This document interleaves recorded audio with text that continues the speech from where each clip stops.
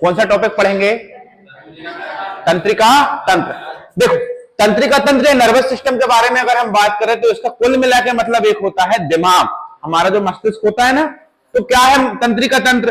तो एक ऐसा तंत्र हमारे शरीर में जो हमें सोचने, समझने, किसी चीज को याद करने के लिए, या किसी विशेष मुद्दे पर बहस करने के लिए, या किसी चीज पर फैसला लेने के लिए, या हमारे शरीर के अंदर बहुत सारे अंग काम कर रहे हैं, उन पर नियंत्रण करने के लिए जो तंत्र काम करता है उसे क्या कहते हैं? तंत्रिका तंत्र। इसकी इकाई है न्यूरॉन।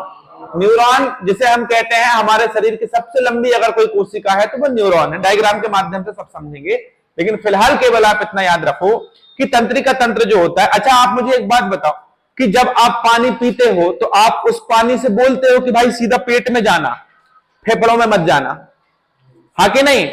देखो आप कितना जटिल ईश्वर ने बनाया है हमारे शरीर को, वो कितनी सुंदरता से बनाया है कि आप उसी मुख से दाल चावल खाते हो, उसी मुख से आप रोटी खाते हो और साथ में पानी पीते हो, पेट में पानी और रोटी सब मिल जाता है। लेकिन जब हम बाथरूम जाते हैं तो केवल पानी बाहर आता है, उसमें से कभी दाल चावल बाहर आया क्या? तो कितना बेहतरीन तरह, ये हंसने की बातें नहीं है, ये बायोलॉजी एक सब्जेक्ट है। हम क्यों हंसे? हमारे ही शरीर की संरचना को पढ़ने के लिए अगर हम हंस रहे हैं तो गलत बात है ना, है कि नहीं? आप सोचो तो, अपने को हंसना नहीं है, अपने को जानना है कि अंदर कितनी सारी जटिल क्रियाएं होंगी कि पानी अलग, हाँ कि नहीं, खाना अलग, प्रोटीन अलग करके शरीर को मिल रहा है, कोशिकाएं अलग काम कर रही है, एक टाइम पर हार्ट अलग काम कर रहा है, दिमाग अलग काम कर रहा है। आप सोचो दिमाग आपके अंदर कितनी सारी चीजों को चला रहा है। आपके हार्ट बीट को धड़का, आपका हार्ट धड़ धड़ धड़ धड़ धड़ धड़, हाथ रखोगे ना तो ऐसी आवाज आएगी, तो वो दिमाग ही धड़का रहा है सारी हृदय की धड़कनों को। कभी दिल ने आपसे पूछा जी आज धड़कूं कि नहीं धड़कूं, तुम बोलो मत धड़को। कभी ऐसा अमाशय ने बोला, पेट ने या किडनी ने बोला कि आज मुझे छुट्टी चाहिए, आज मैं ब्लड फिल्टर नहीं करूंगी। हमारे शरीर के हर एक अंदर के अंग के पूरे कामों का नियंत्रण हमारा मस्तिष्क, जिसे हम तंत्रिका तंत्र कहते हैं, वो रखता है। तो इसे हम पढ़ने जा रहे हैं आज। तैयार हो? तंत्रिका तंत्र को क्या कहते हैं? Nervous system. यार देखो, बहुत सारे बच्चे इसको मैपिंग से समझने का प्रयास करते हैं। मैपिंग से मैं बोल रहा हूं, मैपिंग में घुस जाइएगा ना इस तंत्रिका तंत्र में, आपको कुछ समझ में नहीं। ये रटने वाला टॉपिक है तंत्रिका तंत्र, अकेला, सारा बायोलॉजी नहीं, ये रटने वाला टॉपिक है, कोई नाम खतरनाक है इसमें, ठीक है? तो अगर आपको इमेजेस के माध्यम से समझना है तो देख लीजिए, ये रहा आपका पूरा का पूरा दिमाग। ये वाला आगे वाला हिस्सा है जिसे हम ये सेरेब्रम में बटा हुआ है, इस तरफ देखिए। ये नीचे वाला जो हिस्सा आप देख रहे हो इसे मिड ब्रेन कहते हैं। ये पॉन्स है, ये मेडुला है, ये सेरिबेलम है जो शरीर पर नियंत्रण रखता है, हमारे शरीर का हिस्सा। ये ब्रेन स्टेम है, सारी चीजें पढ़ेंगे। ब्रेन स्टेम क्या होता है, हिंड ब्रेन क्या होता है, थैलेमस क्या होता है, कार्पस कैलोस्ट्रम क्या होता है, वेनिकल्स क्या होते हैं। तो ये है आपके दिमाग का चित्र, जिसको आप जितना देख सको उतना वीडियो देखकर समझ लेना, रोक लेना वीडियो को, वहीं समझ लेना। नहीं तो मेरे हिसाब से इन सबको पढ़ने की आवश्यकता नहीं है, क्योंकि ये रटने वाला टॉपिक है ब्रेन, आपके एग्जाम के दृष्टिकोण से, ठीक है? चलो तो शुरुआत करते हैं ब्रेन को पढ़ने के लिए। चलो, हमारा जो दिमाग है, ये हमारा दिमाग बहुत नाजुक कोशिकाओं से मिलकर बनता है, जिसे हम क्या कहते हैं बेटा? न्यूरॉन। क्या कहते हैं? न्यूरॉन। अगर हम हिंदी में लिखें तो तंत्रिका कोशिका। कौन सी कोशिका? तो हमारा दिमाग किससे बन के बनता है? अब दिमाग नहीं बोलना है, हमें बोलना है मस्तिष्क। बायोलॉजी की भाषा में क्या बोलेंगे? मस्तिष्क। तो हमारे मस्तिष्क में सबसे ज्यादा कौन सी कोशिकाएं रहती हैं? तंत्रिका कोशिकाएं। अच्छा, आपको एक बात पता है कि जब आप गाड़ी चलाते हो तो गवर्नमेंट आपसे कहती है कि आपको हेलमेट लगाना है। कभी बोलता है कि पेट मैट लगाओ या घुटने की रक्षा करने के लिए घुटना मैट लगाओ? नहीं, केवल ब्रेन, क्योंकि इसमें लगी चोट जल्दी नहीं भरती। आपके हाथ को काट दोगे आप जिंदा रह जाओगे, लेकिन शरीर मस्तिष्क में एक खील गड़ जाए ना तो इंसान की मौत हो जाती है। क्योंकि यहां पर ऐसी सेल्स हैं, ऐसी कोशिकाएं हैं जिनमें पुनरुद्भवन या रिप्रोडक्शन की जो प्रोसेस है वो बहुत ना के बराबर है। हमारे दिमाग में हमारी कोशिकाओं को तुरंत ठीक होने में बहुत समय लगता है। किसी की याददाश्त चली जाती है तो कितनी दवाइयां खाता है, हम बीमार होते हैं, दवाई खाते हैं, ठीक हो जाते हैं। लेकिन अगर मस्तिष्क बीमार हो जाए ना, सालों साल लग जाते हैं, ठीक है? तो हमारे शरीर की कोशिकाओं में विभाजन बहुत जल्दी नहीं होता, ना के बराबर होता है, ठीक है? इसलिए ध्यान रखना है कि दिमाग में कैंसर नहीं होता। क्यों नहीं होता? क्योंकि दिमाग की कोशिका, जो मस्तिष्क की कोशिकाएं हैं, उनमें विभाजन ही नहीं होगा। और कैंसर क्या है? कोशिकाओं का अनियमित विभाजन। तो यहां विभाजन हो गई नहीं तो कैंसर नहीं होता, यहां ट्यूमर होता है, क्योंकि यहाँ 10% दूसरी कोशिकाएं। तो सब बाद में पढ़ेंगे, पहले यहां समझो। मैं घुस जाता हूं तो वही पढ़ाते रहता हूं। मुझे पढ़ाना क्या है ये देखना है।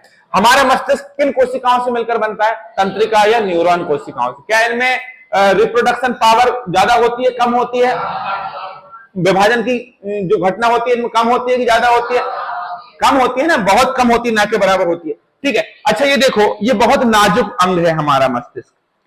लेकिन मस्तिष्क जो है ये ऊपर आप देखेंगे तो जैसे आपने ये मारा होगा किसी को, ठक ठक की आवाज आती है, ठक ठक ठक ठक आती है आवाज, ये हड्डियों की आवाज। ये हड्डियां हैं, चारों तरफ क्या है? हड्डियां। तो ध्यान रखिए, हमारा जो मस्तिष्क है ये कितनी हड्डियों से घिरा होता है? 8 हड्डियों से घिरा रहता है, जिसको हम क्या बोलते हैं? कपाल। कपाट नहीं बेटा, कपाल। क्या बोलते हैं? कपाल।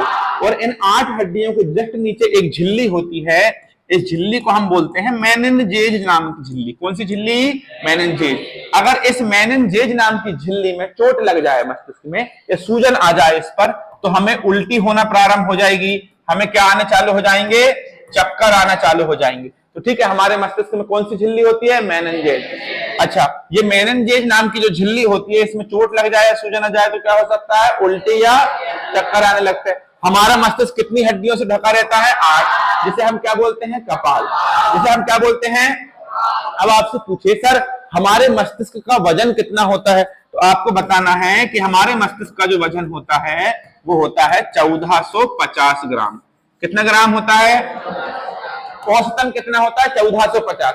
अब मेरे दिमाग का तो होगा भाई 1450, हेल्दी हूं ना मैं, तो आपके दिमाग का कितना होगा? 1400 या 1350, कितना होगा? तो ऑन एवरेज अगर पूछे तो आपको 1350 बताना है। मोटे ताजे लोगों में 1450। महिलाओं में कितना होता है? तो महिलाओं में होता है लगभग 1300।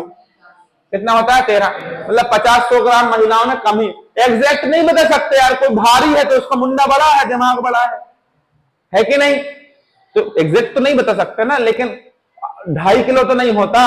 ऑप्शन में ऐसे आता है 1450 या 1350 दे देगा, अगला दे देगा 2 किलो, एक दे देगा 500 ग्राम, एक दे जाएगा 250 ग्राम। आपको स्पष्ट दिख जाएगा 1350 1450 तक नॉर्मल है। महिलाओं में 100 ग्राम दिमाग कम होता है, समझ रहे हो कि नहीं? ध्यान रखना, महिलाओं में कितने ग्राम दिमाग कम होता है? 100 ग्राम दिमाग कम होता है। इसलिए जल्दी से वो महिलाएं है ना मान जाती है कोई भी बात को आराम से। ठीक है कि नहीं? चलो अब आगे चलें। बच्चों में कितना होता है?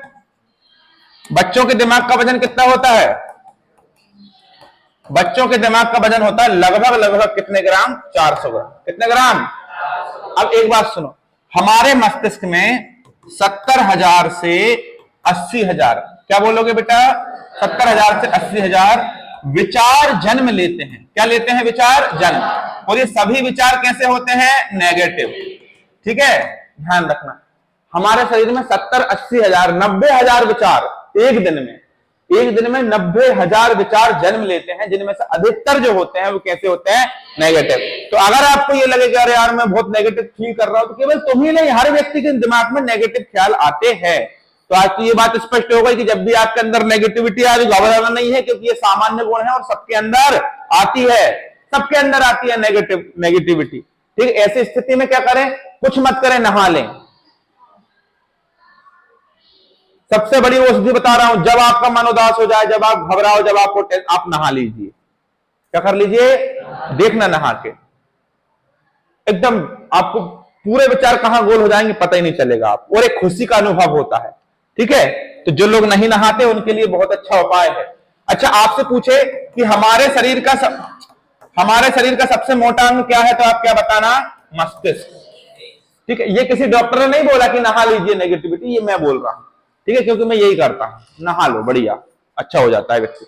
तो हमारे शरीर का सबसे मोटा अंग क्या है? कौन है?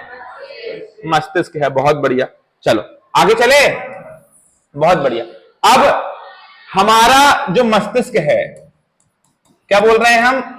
हमारा जो मस्तिष्क है, और हमारे मस्तिष्क में एक झिल्ली अभी पढ़ाई मैंने, कौन सी झिल्ली? मेनिनजेज।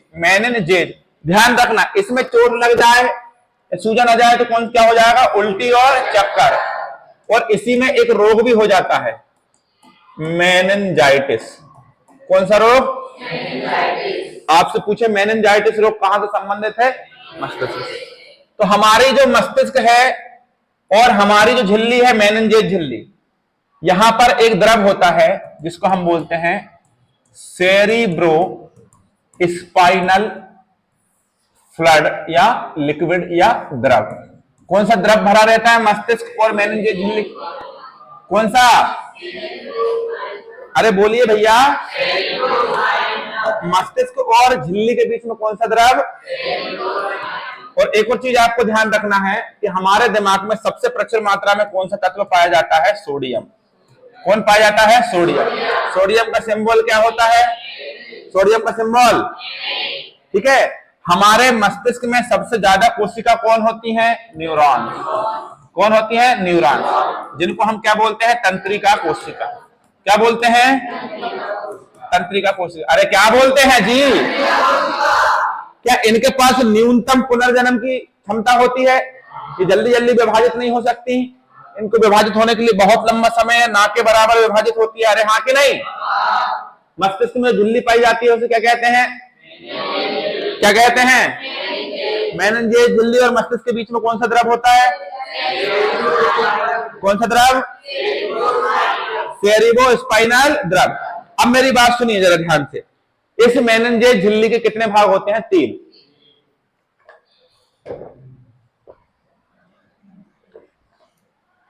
कितने भाग होते हैं? 3। एक होता है ड्यूरामीटर, ठीक है। दूसरा हो जाएगा आर्कानॉइड, इस तरह से लिख सकते हैं, ठीक। और तीसरा होता है पियामीटर। कौन सा होता है? पियामीटर, ठीक है। तीनों आईएमपी हैं, भूल सकते हैं, मुझसे तो बड़ी मुश्किल से इनका नाम ही लेते बनता है, ठीक है। आपसे पूछे कि भैया सबसे बाहरी झिल्ली कौन सी है मस्तिष्क की, तो आप क्या बताओगे? ड्यूरामीटर। और सबसे अंदर की झिल्ली कौन सी है? कौन सी? पियामीटर। ड्यूरा, आर्कनॉइड, पिया। बोलो। हमारे मस्तिष्क कितनी झिल्ली से ढका रहता है? और इन तीनों झिल्लियों के क्रम को कौन सी झिल्ली कहते हैं? मेनिंजेस। कौन सी झिल्ली? अरे बोलो ना भैया, बात समझ में आ गई? चलो बताओ, हमारे मस्तिष्क में कौन सी कोशिका या तंत्रिका? कितनी हड्डी? 8 हड्डियों के बाहर क्या? मेनिंजेस झिल्ली में कौन सा रोग? मस्तिष्क का वजन कितना? बच्चों का दिमाग में, महिलाओं में 70 से 80 हजार क्या जन्म लेते हैं? अधिकतर कैसे होते हैं? नेगेटिव। सबसे मस्तिष्क सबसे मोटा अंग है। अरे हाँ या ना? मस्तिष्क में कौन सी झिल्ली? अच्छा, इसमें कौन सा लिक्विड होता है? सेरिब्रो स्पाइनल द्रव। यहां पर क्या लिखा है? सोडियम। सबसे ज्यादा कौन सा खनिज है? आपसे अगर पूछे हमारे मस्तिष्क में कितना परसेंट पानी होता है? लगभग 75% पानी। कितने परसेंट? हमारे दिमाग में 75% क्या होता है? पानी होता है, ठीक है, ध्यान रखिएगा। और बच्चों के शरीर में लगभग 90%, बच्चों के दिमाग में 90% पानी होता है, ठीक है मनीष? ठीक। सबसे बाहरी झिल्ली का नाम क्या है? ड्यूरामीटर। सबसे अंदर की झिल्ली का नाम? अरे यस और नो? अब सबसे पहले हम बात करेंगे किसकी? तंत्र। हम पर कौन सा टॉपिक रहे हैं? तंत्रिका तंत्र, ठीक है बेटा। लो, ये लिख दिया मैंने आपके सामने, तंत्रिका तंत्र। तंत्रिका तंत्र को कितने भागों में बांटा गया है? 3। अरे बोलो। पहला कौन सा? केंद्रीय तंत्रिका तंत्र। कौन सा? केंद्रीय तंत्रिका तंत्र। दूसरा कौन सा? परिधीय तंत्रिका तंत्र। कौन सा बेटा? परिधीय तंत्रिका तंत्र। और तीसरा मेरे बच्चे, स्वायत्त तंत्रिका तंत्र। क्या बोलोगे? कितने भाग हैं इसके? इसको इंग्लिश में भी, जब मैं इनको पढ़ाना चालू करूंगा तो इनका इंग्लिश में भी नाम बता दूंगा, इंग्लिश मीडियम में घबराना नहीं, ठीक है। केंद्रीय तंत्रिका तंत्र, इसके 3 भाग होते हैं। सॉरी, इसके कितने भाग होते हैं? 2। कितने भाग होते हैं? अरे हाँ या ना? पहला कौन सा भाग? मस्तिष्क। और दूसरा भाग कौन सा? मेरू रज्जु, सबके इंग्लिश में नाम बता दूंगा आगे जब मैं टॉपिक पढ़ाना चालू करूंगा, अभी केवल बढ़ा रहा हूं। जल्दी बताओ, केंद्रीय तंत्रिका तंत्र, परिधीय तंत्रिका तंत्र और स्वायत्त परिधीय तंत्र। केंद्रीय तंत्रिका तंत्र के कितने भाग? 2। एक कौन सा? मस्तिष्क। एक कौन सा? मेरुरज्जु। मस्तिष्क के कितने भाग बेटा? 3। कितने भाग?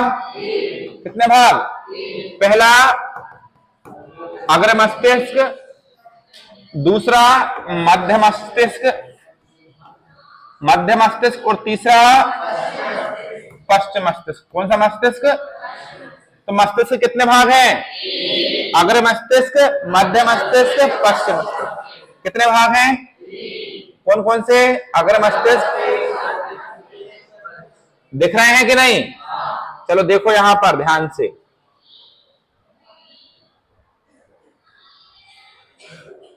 ठीक है? अरे हाँ कि नहीं?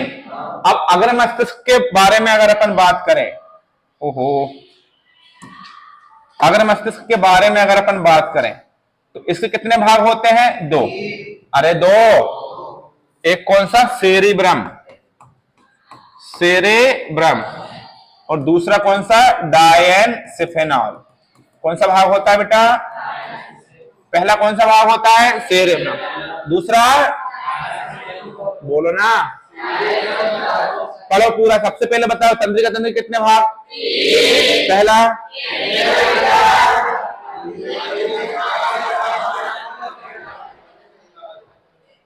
केंद्रीय, परिधीय, स्वायत्त। बोलो, केंद्रीय, परिधीय, स्वायत्त। केंद्रीय के कितने भाग?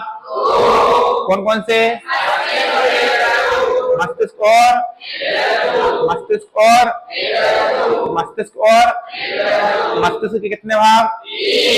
कौन कौन से? अग्र मध्य और अग्र मध्य और अग्र मध्य और अग्र के कितने भाग? कौन कौन से? सेरेब्रम और, रुक तो जा बेटा, एक सेरेब्रम और एक डायन। अब यहां सुनो, डायनसेफेनल के कितने भाग? एक थैलेमस और एक हाइपोथैलेमस। क्या बोलोगे बेटा? थैलेमस और एक हाइपोथैलेमस। बोलो, थैलेमस और एक थैलेमस और। अब यहां देखिए, ये कौन सा मस्तिष्क है? कौन सा मस्तिष्क है? मध्य। इसके कितने भाग हैं? 2। ठीक है, तो अपन बॉर्डर बनाने देने इनके बीच में, ठीक है? पहला भाग जो है इसका नाम है कार्पोरा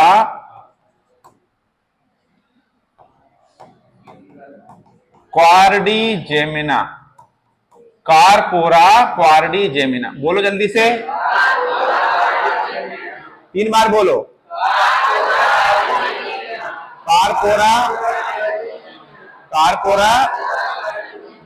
अगला है सेरिब्रल पेंडकस। क्या है? बोलो, पहला कार्पोरा क्वाड्रिजेमिना, दूसरा। अब 1 मिनट खड़े हो जाओ प्रति, जल्दी स्पीड से पूरा पढ़ के बताओ। तंत्रिका तंत्र है, कितने भाग हैं? 3 भाग है। कौन कौन से? केंद्रीय, परिधीय, स्वायत्त। ठीक है? अच्छा, केंद्रीय कितने भाग? पहला मस्तिष्क, दूसरा मस्तिष्क कितने भाग? अग्र